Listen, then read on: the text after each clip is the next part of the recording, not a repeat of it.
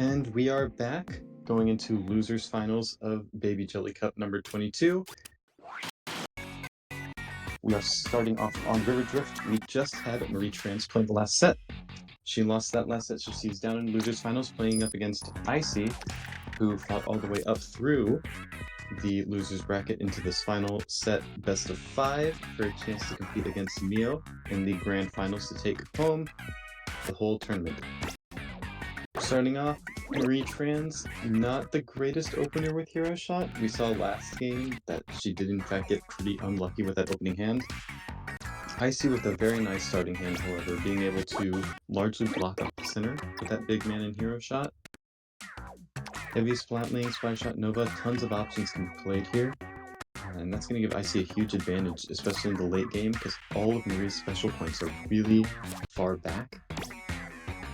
That Tri-Slosher, it wins the clash, but it's not going to do a whole lot in terms of positional advantage. And so it looks like Icy is just going to take advantage of all the space created, being able to play the heavy Splatling down. E-Leader was a good try by MarieTrans to make any forward progress, but it's just a few turns too late, not really able to do much. And we're going to see Icy start to generate some special points here. Both players have effectively walled off the side of the map for themselves. They'll each be able to, suppose, play uncontested by the other player. And we'll be able to see what kind of base combos they'll be able to make, how they'll be able to generate special points. I see with a very nice fitting captain there. MarieTrans has a lot of space open in the base. No special points gained so far. We'll have to see how she manages to gain any, especially in the end game. The E-Leader did give quite good special placement far into the base. Icy's special placement is also pretty nice. There's a bit of Icy's own turf in the way of where the Splash Shot Nova was played, but it's still a very nice position, especially with all of the space in the end. The Megalodontia activating one special point for Marie.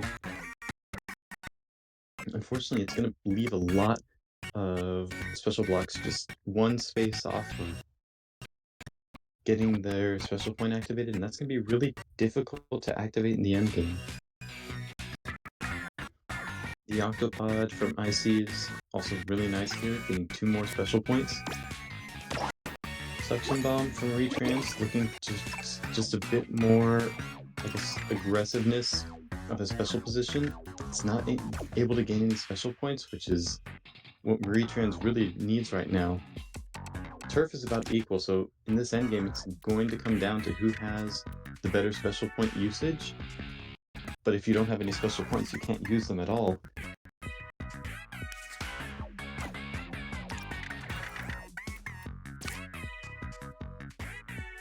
Icy with the ballpoint Splatling, that'll get a special point as MarieTrans has to pass here. No place for that Dynamo rolling. Megalodontia coming for Icy as well with no place to play it. E-Leader, 4K scope, does not have a way to generate special points, but it is going to extend that turf lead, which would be pretty good right now. MarieTrans going for an aggressive special, trying to see if she can take any of those extra space that Icy has left open. Unfortunately, I don't think so, as that E-Leader will have blocked off most of it. Going down to the final 3 turns, it looks like Icy really has this in the bag. Winning by 16 points, has 5 special points. MarieTrans not really anything to generate special points in these final turns. We're going to see a huge Megalodontia special attack here. That is, if the special points allow for it to be played. 101 to 65 lead is absolutely insurmountable.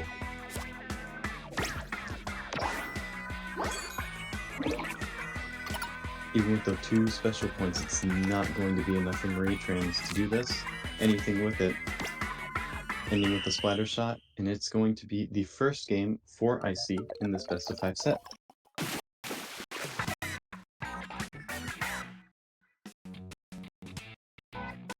Coming back to it, Probably would have been a little better if MarieTrans had the E-leader a bit earlier. Then again, I'm saying that not knowing what cards she had in hand. If the E-leader was played earlier, it could have clashed with the hero shot played turn 2, and had it been very far enough, both players had access to both sides of the map, rather than just playing it passive and walling off. Going to MarieTrans' favorite counterpick stage, Mask Nation. I have something of a personal beef with this stage, but I won't let that get in the way. I see with a very nice looking starting hand, however, Captain isn't really the most usable card as an opener. It does play out to the side, but there's no forward progress with it. And that's something that we see with MarieTrans' opener here, with the Heavy Splatling, is able to reach into the center. Mudmouth will block the center, and Icy is going to be very quickly shut out if they don't do anything here. Titan into Storm Big Man, playing, able to hit to the side. However, it will lose the class to the Dynamo Roller place almost entirely over it. However, the one little list that was able to be unclassed and make it through will provide a point of attack for Icy here now. MarieTrans blocking off the wrong side, allowing that space on the right side to be given up. And we're going to see how Icy is able to take advantage of that space now. Playing a Heavy Splatling that wasn't played earlier. Clashing together. So it will block off that last little bit of turf that MarieTrans has now in that upper left section. Icy now going back to base building. Has to be careful here. MarieTrans does have the Dynamo Roller, where she's able to play from, and will win the clash with the Tri-Slosher, not overriding the special point, thankfully. We see Icy now with very limited options. The Octopod not able to generate special points that easily. Could be done with a special attack.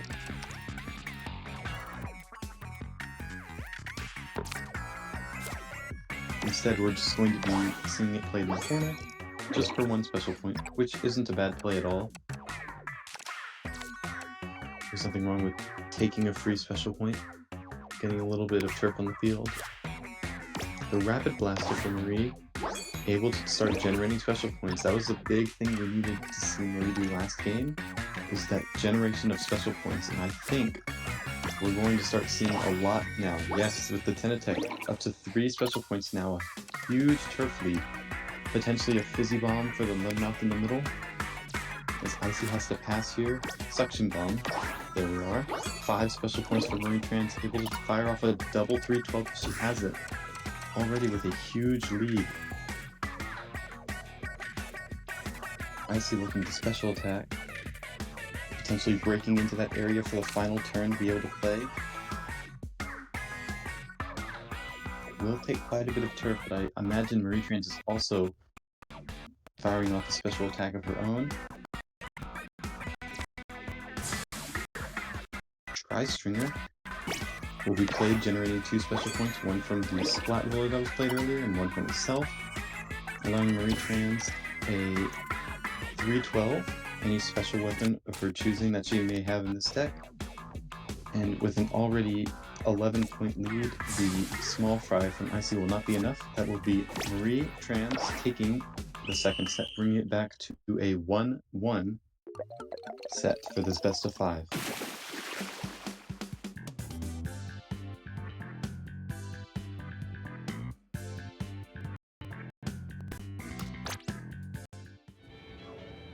Next up, Icy will be able to counterpick on whichever stage they want to. As we immediately jump right back in, these players spend no time hesitating on what stages they know. Because this is Baby Jelly Cup, there are no outright strikes by the players. So they're able to pick whichever stage they want right away. They don't need an opponent to ban some stages like they would in TBO. And we're going to see Icy play on Girder for Battle. Megalodontia is a very prominent opener here, but it looks like Icy's instead going to be saving that for a turn 2 play. potentially trying to engulf the entire center side of the map, just like that. If MarieTrans doesn't try to clash here, it could get dicey. Instead, MarieTrans opts to block off the center, which does work, but now both players have absolutely no access to the other side of the map. So this will be back to base building. We'll have to see how the players are able to adapt to this. Normally in Battlefy Battle, you're expecting at least some sort of breakthrough play on your opponent's side. So we're gonna have to see how they adjust. I see with the big man, Hype Mantis Storm. Played, it's not going to be that great for the Megalodontia. You're allowing a one gap space, and as we've seen, Icy does not run Burst Bomb in this deck, so activating that Megalodontia special point will be very difficult. I'm more of a fan of this E-Leader 4K scope. It allows a Suction Bomb, or Octopod, I suppose, in Icy's case, later on, for 2 special points, and it gets out of the way for any other cards that will be played there. I very much like this play. Looking at the top, we can see MarieTrans with a very interesting base combo. You've got those 3 special points next to each other. I'm curious to see how that will turn out. I'm expecting some sort of maybe Suction Bomb. Yeah, with the Hydro Fountain there, any Suction Bomb play there will give 4 special points, which is quite a lot for one play. I see with the Ballpoint Splatling. Looking for a good place to play it. I personally would play it on the right side of the map because you have the Splatana Wiper. You would be able to combo those cards together, potentially even with the Small Fry. So playing it on the right side will allow for the Splatana Wiper to kind of fit in and generate a special point by itself. I see experimenting with the idea of using the Splat Bomb, or Small Fry I should say, to generate even more special points, but we got an early 312 from MarieTrans with all of that early special generation, able to use that specials to break into Icy's base, now causing havoc with that little Judd, and there's not much Icy can do here. Steel Hit special attack might be in vain. Icy is able to reach that side, unfortunately does not have any plays to make apart from the Small Fry.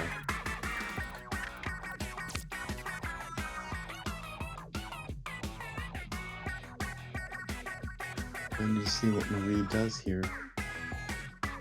Might be intimidated by the fact that her opponent just special attacked right into the base. Playing a pretty defensive Forge. Getting another special point up to 5 now. MarieTrans does know, or is well versed in, I should say, using a double 312. However, the fact that the triple Ink Strike was already played is a bit concerning. So instead, she's going to be passing this turn. If she has any play that gets 8 points or more, she'll win this match. Icy has no play on the final turn here, being filled up with large cards. We wait to see MarieTrans' final play. The crack on that is going to be more than enough, regardless of where it's played. And that will be the 3rd game of this set, going to MarieTrans.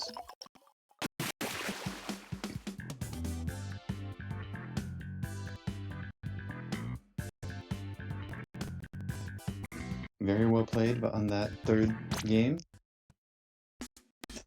the triple Ink Strike early attack, taking advantage of an undeveloped base combo. It was a very nice play, being able to just disrupt everything there, and played a crucial role really in MarieTrans taking that 3rd game, which now brings up the set point for her.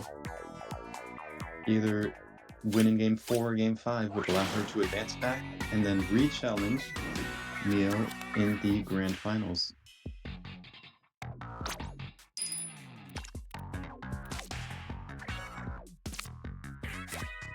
Going into X Marks the Garden, we see a rather unusual Steelhead as the first card being played. You normally would have something like Megalodontia, but this is a very, very interesting play.